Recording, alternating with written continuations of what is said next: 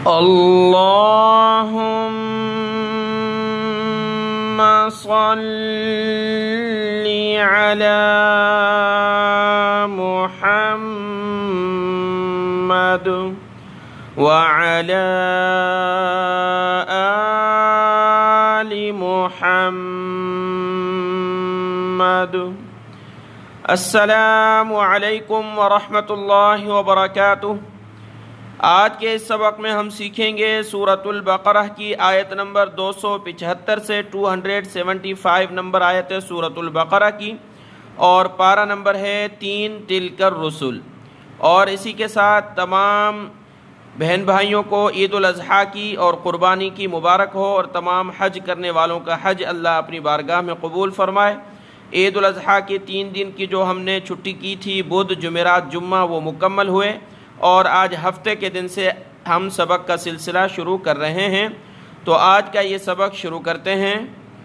اعوذ باللہ من الشیطان الرجیم، بسم اللہ الرحمن الرحیم۔ آیت نمبر 275 سے جو سلسلہ ہے وہ سود کے متعلق احکامات ہیں۔ سود کو اللہ تبارک و تعالی نے حرام کیا ہے کہ مال جو بھی کمایا جائے وہ حلال طریقے سے کمایا جائے، اور اس میں سود کا طریقہ بہت ہی زیادہ گھناؤنا ہے اور گناہ کا ہے، اور اللہ نے شدید ناراضگی کا اظہار فرمایا ہے سود کے متعلق۔ تو یہ سبق شروع کرتے ہیں۔ الذین يأكلون الربا لا يقومون إلا كما يقوم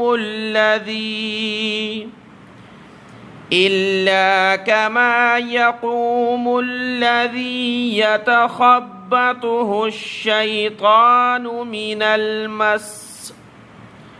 الذین، وہ لوگ، یأکلون، جو کھاتے ہیں، الربا، سود، ربا کہا جاتا ہے عربی میں سود کو۔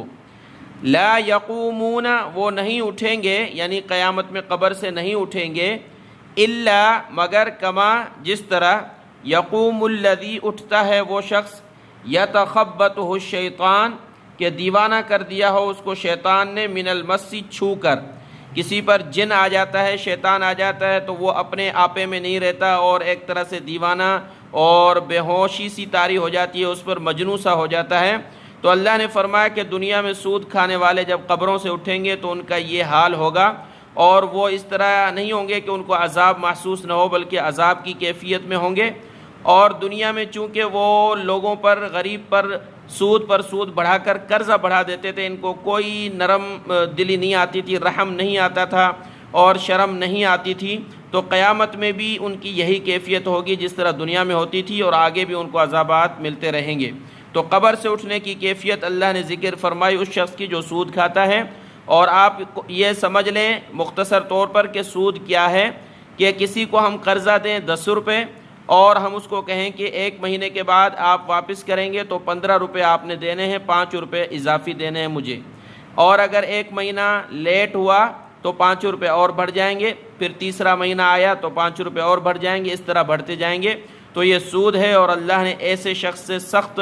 ناراضگی کا اظہار کیا ہے اور سزا کا ذکر کیا ہے جو ایسے کرتا ہے، غریب پر سود بڑھا رہا ہے، مقروض کو اور زیادہ قرضی کر رہا ہے، اور خود امیر بن رہا ہے۔ تو یہ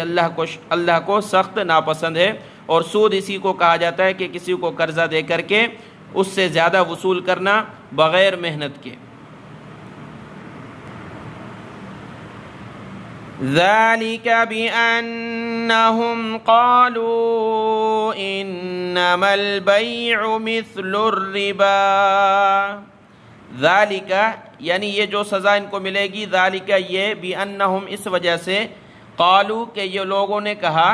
انما البیع، کہ بے شک تجارت، مثل الربا، سود کی طرح ہے۔ یعنی جب یہ حکم نازل ہوا سود کو حرام کرنے کا، تو اس وقت نبی کریم صلی اللہ علیہ وسلم کے وقت میں جو کفار تھے وہ کہنے لگے یہ کیا بات ہوئی کہ جو کاروبار ہے وہ بھی تو سود کی طرح ہے، اس کو بھی حرام کر دو، کہ ہم کاروبار کرتے ہیں اس سے جو فائدہ ملتا ہے تو سود میں بھی فائدہ ملتا ہے۔ حالانکہ ان میں بڑا فرق ہے کہ سود کسی کو قرضہ دے کر کے اضافی پیسے بغیر محنت کے حاصل ہوتے ہیں، اور کاروبار میں انسان محنت کرتا ہے، اپنا وقت لگاتا ہے، اس لیے اللہ نے آگے فرمایا وَأَحَلَّ اللَّهُ الْبَيْعَ وَحَرَّمَ الرِّبَا، اور احل حلال کر دیا ہے اللہ نے البیع تجارت کو، کاروبار کو، وحرم الربا اور حرام کیا ہے سود کو۔ سود اور تجارت ایک جیسے نہیں ہیں۔ تجارت میں انسان اپنا وقت دیتا ہے، محنت کرتا ہے، وہ حلال ہے تمہارے لیے، اللہ نے اس کو حلال کیا ہے، اور سود کو حرام کر دیا ہے۔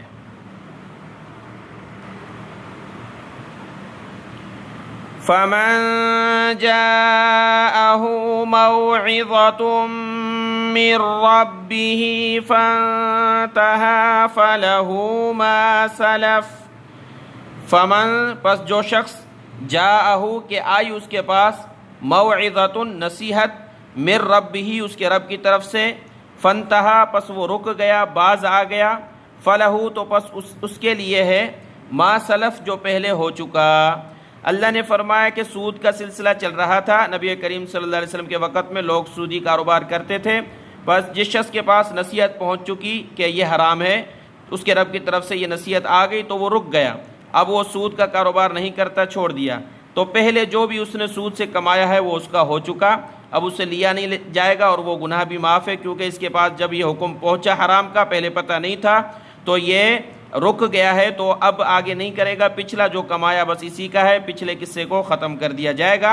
توبہ کر لیے اس نے۔ وَأَمْرُهُ إِلَى اللَّهِ اور اس کا معاملہ اللہ کی طرف ہے، یعنی دل سے اس نے توبہ کی ہے نہیں کی، لوگ کہیں گے بھائی دل سے توبہ نہیں کی، ظاہر ظہور اس نے کی ہے، تو یہ بات نہیں ہے، اگر اس نے توبہ کر لی ہے اب کام نہیں کر رہا تو دلوں کا مالک اللہ ہے، اس کا معاملہ اللہ کے ہاتھ میں ہے، اگر اس نے دل سے نہیں کی تو اللہ ہی اس کا حساب کرے گا، کسی اور بندے کو اس کے بارے میں کوئی بات کرنے کی اجازت نہیں ہے۔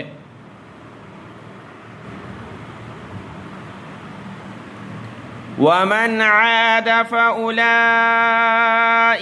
أَصْحَابُ النَّارِ هُمْ فِيهَا خَالِدُونَ۔ وَمَنْ اور جو عاد لوٹے یعنی دوبارہ کرے، فَأُولَئِكَ پس یہی لوگ ہیں، اصحاب النار جہنم والے، دوزخ والے، ہم فیہا وہ اس میں، خالدون ہمیشہ رہنے والے ہیں، کہ اللہ کی طرف سے ایک حکم آیا کہ اللہ نے کاروبار کو تمہارے لیے حلال کیا ہے اور ربا یعنی سود کو حرام کیا، اس کے بعد بھی جو شخص یہ کرتا ہے یعنی وہ اللہ کے حکم کو نہیں مانتا تو وہ دائرہ اسلام سے خارج ہے، کافر ہے، تو وہ کافر جہنمی ہے اور جہنم میں ہمیشہ رہنے والے ہیں۔ آیت مکمل ہوئی، آگے آیت نمبر 276، اس میں اللہ نے فرمایا یمحق اللہ الربا ویربی الصدقات، یمحق اللہ مٹاتا ہے اللہ یعنی کم کرتا ہے اللہ، ربا کو، سود کو، ویربی اور بڑھاتا ہے الصدقات، صدقات کو۔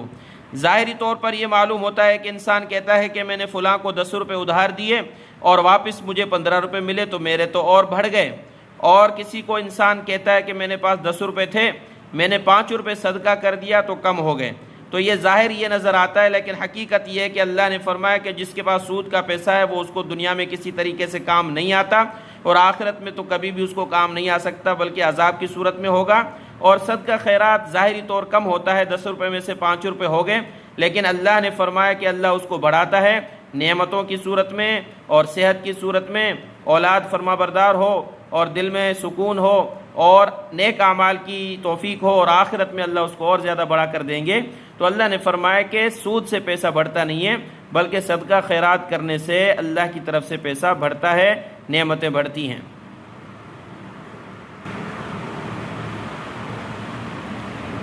واللہ لا يحب كل کفار اثیم، واللہ اور اللہ لا يحب نہیں پسند کرتا، کل کفار ہر کافر کو یعنی ناشکرے کو، اثیم گنہگار کو۔ ایک شخص ہے جو حکم نہیں مانتا، یعنی ربا کا جو حکم ہے کہ اللہ نے حرام کیا اس کو نہیں مانتا، وہ کافر ہے، تو اللہ اس کو نہیں پسند کرتا، اور جو مانتا ہے کہ ہاں حرام ہے لیکن اس کے باوجود بھی کرتا ہے، جیسے آج کل بہت سارے مسلمان